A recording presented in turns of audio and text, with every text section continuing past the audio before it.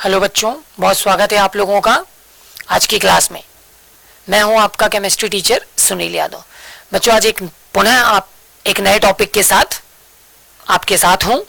आज का टॉपिक मैंने लिया है बच्चों नाइट्रोजन युक्त कार्बनिक यौगिक से। बच्चों, नाइट्रोजन युक्त कार्बनिक यौगिक से आज का मैंने जो पहला प्रश्न लिया है बच्चों, एनिलीन की निम्नलिखित से रासायनिक अभिक्रियाओं का केवल हमको समीकरण उत्पन्न करना है, जिनमें सबसे पहला पॉइंट मैंने लिया है बच्चों एनिलीन की एसिटिल क्लोराइड से क्रिया। बच्चों, दूसरा लिया है मैंने एनिलीन की सोडियम NaNO2 प्लस HCl के मिश्रण से क्रिया। तीसरा लिया बच्चों मैंने एनिलीन की कार्बन डाइसल्फाइड से क्रिया। और चौथा पॉइंट मैंने लिया बच्चों एनिलीन की ब्रोमीन जल से अभिक्रिया। तो बच्चों, हम एनिलीन की एसिटिल क्लोराइड, इस मिश्रण, कार्बन डाइसल्फाइड और ब्रोमीन जल, इन सभी के साथ अभिक्रियाओं का रासायनिक समीकरण सीखेंगे।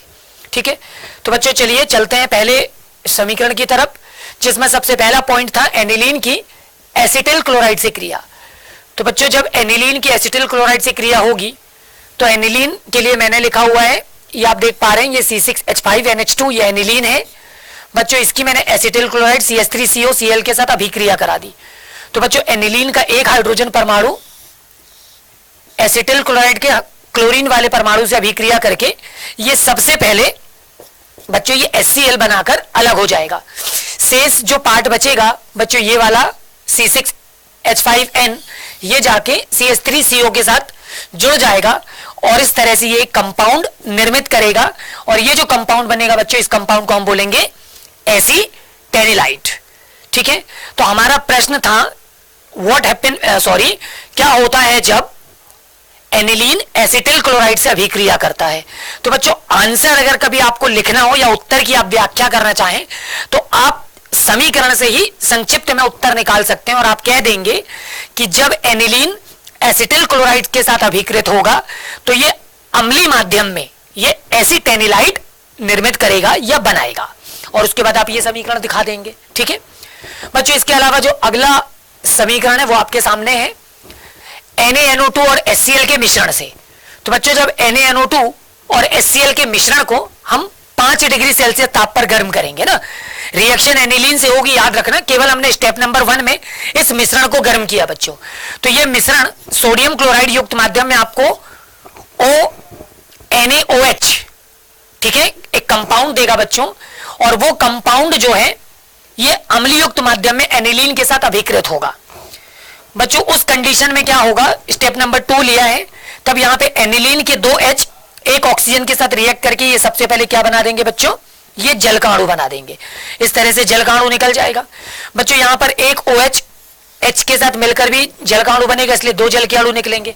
शेष बचेगा C6H5N, वो इस N के साथ जुड़ेगा और एक Cl ये जाकर इस N पर जुड़ जाएगा और इस तरह से कंपाउंड आपको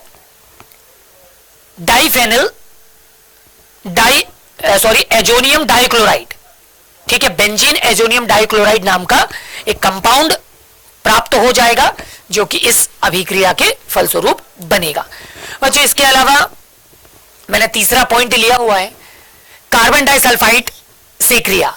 यानी क्वेश्चन था कि क्या होगा जब एनिलीन कार्बन डाइसल्फाइड से क्रिया करेगा। तो बच्चों, यहां पर एनिलीन के हमने 2 अणु लिए हैं और कार्बन डाइसल्फाइड का 1 अणु। तो दोनों एनिलीन के एक हाइड्रोजन परमाणु एक सल्फर परमाणु से अभिकृत होकर ये H2S बना देंगे। शेष बच्चों जो रिमेनिंग पार्ट होगा C6H5NH ये जाकर इस कार्बन पर और दूसरा भी C6H5NH ये दूसरे कार्बन पर जुड़ जाएगा। और बच्चों, इस तरह से जो कंपाउंड हमको मिलेगा, ठीक है, वो कंपाउंड हमारा क्या बन जाएगा बच्चों, डाइफेनिल थायोयूरिया। तो ये जो कंपाउंड बना बच्चों डाइफेनिल थायोयूरिया, ये जब एनिलीन की कार्बन डाइसल्फाइड से अभिक्रिया होगी तब बनेगा। इसके अलावा बच्चों, इसके अलावा चौथा पॉइंट है एनिलीन की ब्रोमीन जल से क्रिया। बच्चों, जब हम एनिलीन की ब्रोमीन जल के साथ अभिक्रिया कराएंगे बच्चों, तो उस कंडीशन में जो H वाला समूह है वो Br वाले समूह से अभिकृत होगा और जितने भी H होंगे बच्चों ये Br से रिएक्ट करते जाएंगे और उनके स्थान पर Br जुड़ेगा बच्चों। इस तरह से जो कंपाउंड बनेगा 2,4,6 ट्राइब्रोमो एनिलीन और HBr की उपस्थिति में बनेगा। तो बच्चों ये चौथा पॉइंट है कि जब एनिलीन ब्रोमीन जल से अभिकृत होगा तो वो 2,4,6 ट्राइब्रोमो एनिलीन में बदल जाएगा। बच्चों इसके अलावा हमारे पास प्रश्न क्रमांक 2 है और प्रश्न क्रमांक 2 में हम केवल रासायनिक समीकरण की बात करने जा रहे हैं। बच्चों रासायनिक समीकरण में मैंने सबसे पहला पॉइंट लिया हुआ है एसीटामाइड से methyl cyanide, next point methyl amine से एथिल अल्कोहल, और अगला पॉइंट लिया बच्चों एनिलीन से पैरा एमिनो एजोबेंजीन। तो बच्चों इन कंपाउंड का निर्माण कैसे होगा, इनका केवल समीकरण देना है। तो इनके लिए देखिए बच्चों सबसे पहले एसीटामाइड से मेथिल साइनाइड, तो यहां पर ये एसीटामाइड है। बच्चों एसीटामाइड में जो क्रियात्मक समूह है CONH2, तो CO पर जो ऑक्सीजन है ये N के 2 हाइड्रोजन के साथ अभिकृत होकर ये स्वतः ही जल का अणु निकाल देगा और इसमें रीअरेंजमेंट होगा बंधों का क्रम, और इस तरह से वो बदल जाएगा किसमें, मेथिल साइनाइड में। तो बच्चों इस तरह से जो एसीटामाइड है वो मेथिल साइनाइड में बदल जाएगा। इसके अतिरिक्त बच्चों अगला जो पॉइंट है वो है मेथिल एमीन से एथिल अल्कोहल। मेथिल एमीन से बच्चों एथिल अल्कोहल कैसे बनेगा, तो C2H5NH2 ये रिएक्ट करेगा बच्चों ONOH के साथ। तो एथिल एमीन के जो 2 हाइड्रोजन परमाणु हैं ये एक ऑक्सीजन से अभिकृत होकर बच्चों H2O बना देंगे। ये नाइट्रोजन दूसरे नाइट्रोजन के साथ संयुक्त होकर नाइट्रोजन का एक अणु बाहर हो जाएगा। शेष बचेगा बच्चों आपके पास C2H5 और ये इस OH को अपने साथ लेकर एथिल अल्कोहल में बदल जाएगा। ठीक है, तो बच्चों इस तरह से अभिक्रिया संपन्न होगी। अगला जो पॉइंट है वो है एनिलीन से पैरा एमिनो बेंजीन। तो बच्चों मैंने एनिलीन लिया और इसकी बेंजीन डाइज़ोनियम क्लोराइड के साथ अभिक्रिया करा दी। तो बच्चों एनिलीन का एक पैरा हाइड्रोजन बेंजीन डाइज़ोनियम क्लोराइड के हैलोजन वाले परमाणु से यानी क्लोरीन से वो अभिकृत होगा और सबसे पहले वो HCl बना देगा, जबकि शेष जो पद हैं वो योगात्मक एक दूसरे से पूर्णतः जुड़ जाएंगे और वो बदल जाएंगे पैरा एमिनो एजोबेंजीन में। तो बच्चों इस तरह से यह अभिक्रिया संपन्न होगी। अगला जो प्रश्न मैंने लिया है बच्चों प्रश्न क्रमांक 3 कि एनिलीन साइक्लोहेक्सिल एमीन की अपेक्षा दुर्बल क्षार होता है। हमको बताना है बच्चों की जो एनिलीन है ये साइक्लोहेक्सिल एमीन की अपेक्षा एक दुर्बल क्षार है, तो ऐसा क्यों होता है। तो बच्चों समझिए कि एनिलीन साइक्लोहेक्सिल एमीन की अपेक्षा दुर्बल क्षार होता है क्योंकि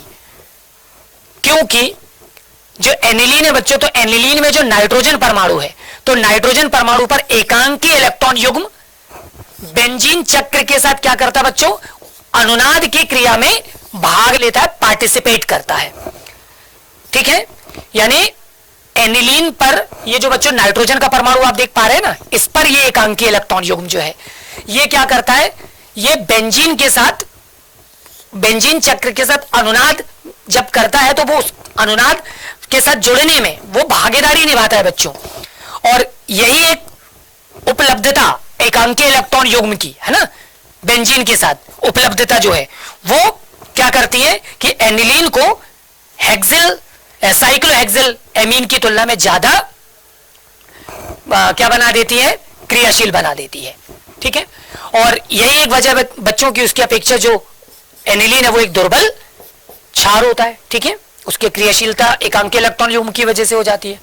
बच्चों अगला जो प्रश्न आपने देखा अंतिम प्रश्न, ये बहुत ही महत्वपूर्ण प्रश्नों में से एक रहा है, काफी मर्तबा एग्जाम में आया हुआ भी है। तो बच्चों ऐसे ही कुछ और भी प्रश्नों के साथ आपसे मैं पुनः मुलाकात करूंगा, तब तक के लिए अपना ख्याल रखिए।